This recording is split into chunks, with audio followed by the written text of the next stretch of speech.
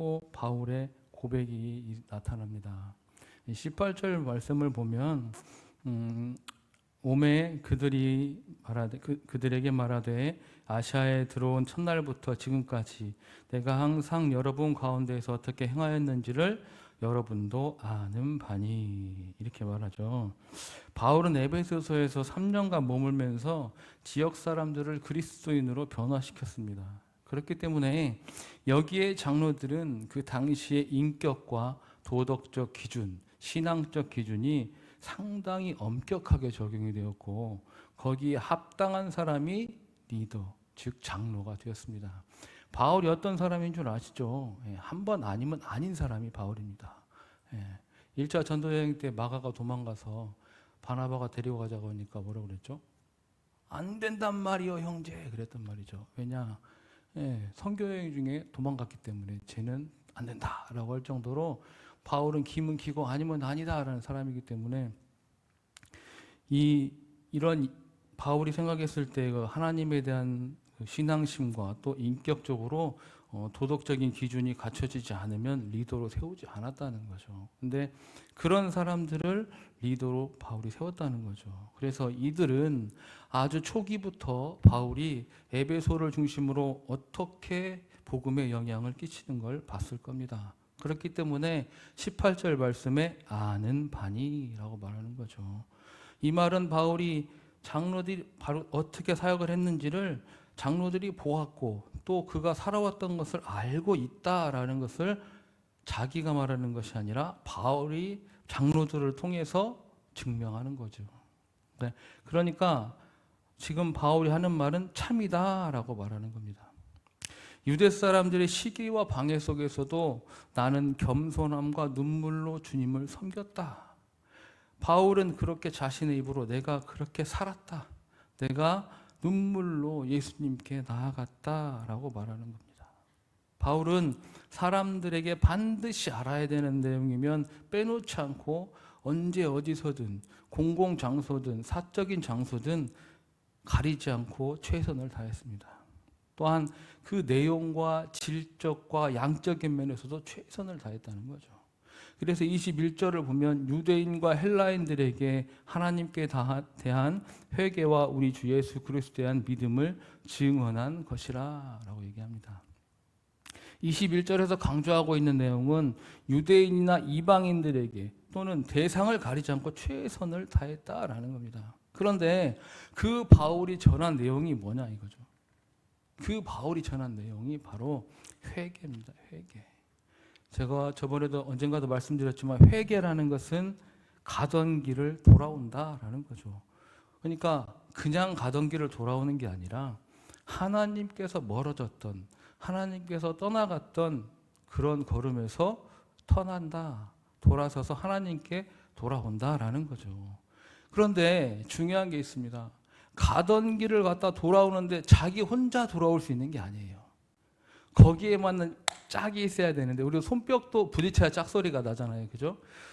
그게 바로 뭐냐? 예수 그리스도께서 구원자이심을 믿어야 한다는 겁니다. 이게 짝이 되어야 돌아올 수 있다는 거죠. 그렇기 때문에 바울은 3년간 회개하라라고 말하면서 예수를 믿으라라고 이렇게 전도한 겁니다. 우리가 직접 스스로 회개할 수 있기도 하지만 왜 우리가 회개를 할 수 있는 이유가 뭐냐면 예수 그리스도께서 우리를 구속하시고 고통받으시고 구원하셨다는 것을 믿었을 때 회개가 나오잖아요. 그러니까 그러한 짝이 맞아야 회개를 할 수 있다는 겁니다. 또한 바울은 시련을 많이 겪었죠. 근데 바울은 이방인이 아니라 유대인 때문에 많은 시련을 겪었습니다. 왜냐? 자기들이 알고 있는 내용을 유대인들은 바울이 계속해서 흔들었기 때문입니다. 수많은 사람들이 똑같은 우리가 오류를 범합니다. 나 자신이 알고 있는 것이 세상의 전부인 것인 줄 알기 때문에 새로운 정보를 받아들이기 어렵다는 거죠. 그렇기 때문에 너무 내가 가지고 있는 것만 고집하다 보니까 새로 받아들이고 거기에 대해서 새로 습득해야 될 것을 받아들이지 못하는 겁니다. 유대인들도 마찬가지죠. 바울이 아무리 예수 그리스도께서 구원자라고 전해봐야 자신들이 생각하고 있는 것이 있기 때문에 예수 그리스도의 그 복음을 받아들이지 못한다는 겁니다. 그렇기 때문에 바울은 이미 유대교가 바탕이긴 하지만 그 구약에 예고된 메시아가 바로 예수다라고 고백을 했어도, 그렇게 외쳤어도 이해하지 못하는 거죠. 그렇기 때문에 오히려 더 바울을 핍박했다는 겁니다. 그렇지만 그럴 때마다 바울은 그들에게 저항하고 함께 욕하고 막 대꾸를 한 것이 아니라 끊임없이 눈물로 겸손한 태도로 아주 헌신적으로 그러한 핍박 속에서도 도망가지 않고 필요한 곳에서는 다 전했고 언제 어디서나 열심히 전했고, 또한 유대인뿐만 아니라 이방인들에게도 전했다는 겁니다. 그래서 그의 고백이 22절에서 24절에 나옵니다. 단순히 보면 이 20에서 24절은 마치 바울이 살짝 사이코패스인 것처럼 죽음이나 고통에 대해서 무감각하기 때문에 의연한 자세로 대처하는 것처럼 생각하기 쉽습니다. 그런데 19절 말씀을 제대로 이해했다면 우리가 21절에서 24절 말씀을 예사롭게 들을 수 없습니다. 그동안 수많은 고통을 당했는데 또다시 앞으로 그런 고통을 겪어야 한다고 성령님이 말씀하신다는 거죠. 그토록 고난을 당한 바울이 끊임없이 왜 그 길을 가게 되는 거냐. 이제 그만해도 되는데 왜 또 그 길을 걷는 거냐. 바울은 22절 말씀에 답을 합니다. 성령에 매여라는 말이죠. 이 성령에 매여라는 말은 사로잡혔다는 뜻입니다. 사로잡혔다는 것은 어떤 강력한 힘에 의해서 이끌려가는 상태를 말합니다. 그러니까 바울은 자기 삶에 있어서의 자기의 주권을 내려놓았다는 거죠. 일반 사람들로서는 상상할 수 없는 고백입니다. 바울이 가는 곳에서는 언제나 성령님께서 고난이 있고, 성령님 함께 하시지만 언제나 고난이 있고 감옥에 갇힌다는 것을 알려주십니다. 그럼에도 그가 가는 것은 하나님께 받은 은혜, 받을 자격이 없는 사람에게 주어지는 그 은혜를 받은 바울이 자신에게 그 소중한 복음을, 소명을 받았기 때문에 목숨도 아깝지 않게 생각했다는 거죠. 바울은 은총을 받아 누릴 자격이 없는데 예수께서 자신을 선택하시고 나타내 보이셨다는 거죠. 바울이 직접 예수님을 찾은 것이 아니잖아요. 예수님께서 찾으시고 나타내 보이시고 자기와 같은 사람에게도 예수님이 나타내 보이셨으니까 바울이 생각하기에 나는 목숨을 내놔도 아깝지 않다라고 생각하는 겁니다. 우리는 그리스도인이라고 하면서 세상 일과 너무나 잘 타협합니다. 온갖 욕심을 부리고 불법을 저지르기도 합니다. 교인이면서 교회에 나가서 신앙생활을 하지 않는 사람들도 많습니다. 그런데 그러한 결정을 한 동기를 보게 되면 교회에서 너무 질려버렸기 때문이라는 겁니다. 목회자에게 질려버리거나 교우들과의 관계에 질려버리거나 아니면 다른 기독교인이라고 하는 사람들에게 그런 저지른 일에 질려버렸기 때문이라는 거죠. 우리가 나는 그리스도인이다 라고 말하면서 그리스도인답지 않게 사는 것을 너무 아무렇지 않게 합리화하고 부끄러운 줄을 모른다는 겁니다. 그리스도인인 우리들이 반성을 해야 한다는 거죠. 왜 반성을 해야 되는 거냐? 반성을 한다는 것은 자기 자신을 성찰하기 때문에 돌이킴이 가능하다는 겁니다. 우리들이 처음에 예수님을 믿고 결심을 할 때는 나는 그리스도 정신으로 살겠다 결심을 하지만 시간이 지나면 똑같아진다는 거죠. 모이기만 하면 남을 욕하고 남에게 억지 쓰고 자기가 가지고 있는 것을 과시하고 자랑하고 또 파당짓고, 더 심한 것은 교회 안에서는 그럴듯하지만 교회 밖에만 나가면 내가 어디 그리스도인이냐 하는 그리스도인이 많다는 겁니다. 바울은 한 번 회심한 이후에는 하나님 앞에서 사람들 앞에서 부끄럽지 않게 그 회심자의 모습을 끝까지 유지했습니다. 우리는 바울이니까, 바울 사도니까 그럴 수 있지, 그렇지 라고 덮을 것이 아니라 우리 자신을 돌이켜야 됩니다. 내가 다른 사람에게 나는 누구라고 말했는가? 내가 누구라고 내 자신을, 내 정체성을 얘기했는가? 그렇다면 그렇게 말한 나에 대한 내 정체성에 대해 부끄럽게 살고 있지는 않은가? 신앙인으로서의 양심을 가지고 바르게 살고 있는가? 아시다시피 우리들은 주님의 부르심을 받았습니다. 그렇지만 그 부르심에 누가 응답을 했습니까? 내가 응답하지 않았습니까? 내가 그리스도의 제자가 되겠습니다. 하나님의 자녀로 살겠습니다. 라고 응답하지 않았습니까? 그런데 그렇게 응답을 해놓고 정말 그렇게 살고 있는가 한번 생각해 봐야겠죠. 만일 그러한 삶을 살지 못하고 있으면서 변명만 하고 있지는 않은지, 이것저것 이유를 대고 내가 그렇게 살지 못하는 것은 이것 때문이고 저것 때문이고, 아니 내가 아직 말한 핑계를 대는 것이 아니라 아직 우리가 그만큼 살고 있지 못하기 때문인 것입니다. 그래서 22절에서 24절은 정말 마음이 뭉클해지는 거죠. 예수 그리스도 때문에 죽을 이유를 말하는 바울. 이 바울의 고백이 참된 고백이 아니겠습니까? 내 목숨이 조금도 아깝지 않다. 그리스도의 복음을 전하는 데 있어서는 나의 목숨은 아무것도 아니다 라고 고백하는 이 바울의 고백이 진정한 고백인 거죠. 우리는 나는 그리스도인이다 라고 말하면서 바울처럼 살고 있는지, 복음을 받은 사람으로서 복음에 기쁘고 하나님 앞에 떳떳한 그리스도인으로 살아가고 있는지. 오늘 주제가 기쁘고 떳떳하게입니다.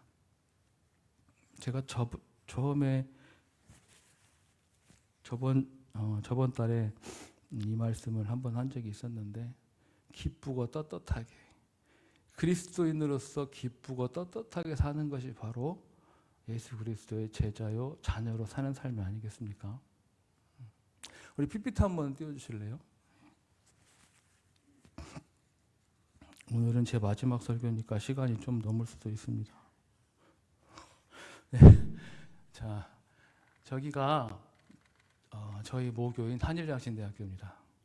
그런데 한일장신대학교가 엘리자베스 쉐평, 요한나 쉐평이라는 영화로도 나왔죠. 천천히 그리고 뭐 이렇게 해서 쉐핑 선교사님을 영화로 만든 영화도 있었고, 그래서 한일이란 말이 전주의 한예정 성경학교, 광주의 이일학교, 그게 합쳐져서 한 글자씩 합쳐져서 한일장신대학교가 된 겁니다. 근데 제가 왜 갑자기 이 사진을 찍었냐면, 저기 보시면 엘리자베스 요한나 쉐핑 그러죠. 저분도 선교사입니다. 남장로교 파송 선교사고 간호사입니다. 한 번 더 넘겨주실래요?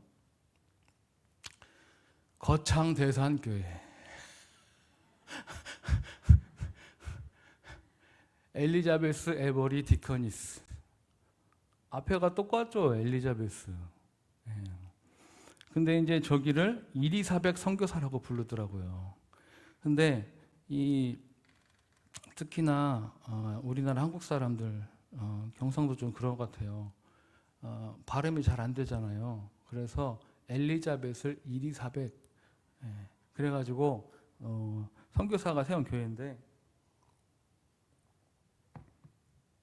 똑같은 엘리자베스, 똑같은 선교사, 둘 다 간호사.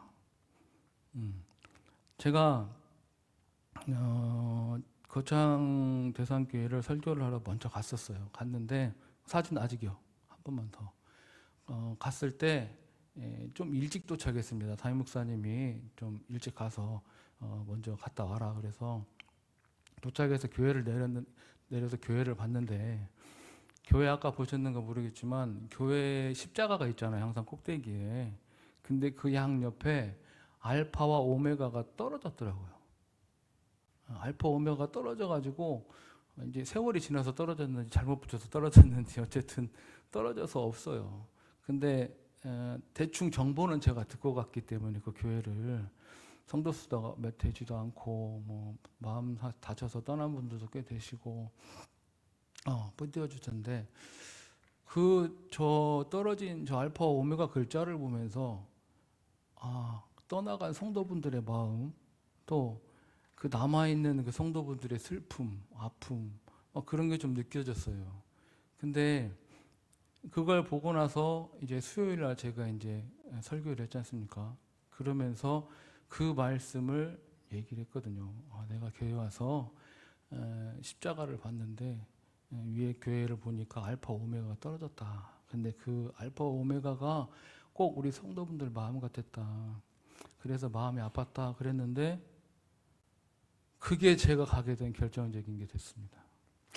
사실 청빙 절차를 해서 이제 3명의 이제 리스트를 올려가지고 이제 3명을 이제 선을 본 거죠, 쉽게 말하면. 근데 제가 마지막 번이었던 거예요. 저는 첫 번째인지 두 번째인지도 모르고 갔는데 마지막 번째였는데 맨 마지막에 가서 부임하는 경우는 거의 없다고 합니다. 근데 제가 마지막에 갔는데 마지막에 된 거예요. 근데 그 말씀이 장로님이 너무 가슴이 울렸다 뭐 이렇게 말씀을 하시더라고요. 근데 제가 지금까지 목회의 길을 걸어온 걸 보면 정해져서 이제 됐다 가라 하신 때가 별로 없는 것 같아요. 그냥 막 몰아치세요. 네, 그래서 이제는 쉬고 싶습니다 막 그런 마음이 있었는데 아니 가 이런 식으로 몰아치셔가지고 어쨌든 제가 저 거창 대상교회에 가게 됐는데 지금까지 살아온 그 삶 또 목회의 길들이 맞아지는 것 같은 그런 생각이 드는 거 있죠. 네, 제가 선교단체에서 생활했었고 또 선교사로 서원했다가 이제 목회의 길로 다시 들어서서 간 학교가 저기 한일양신대학교였고 또 이번에도 간 대산교회도 저는 선교사님이 세운 교회.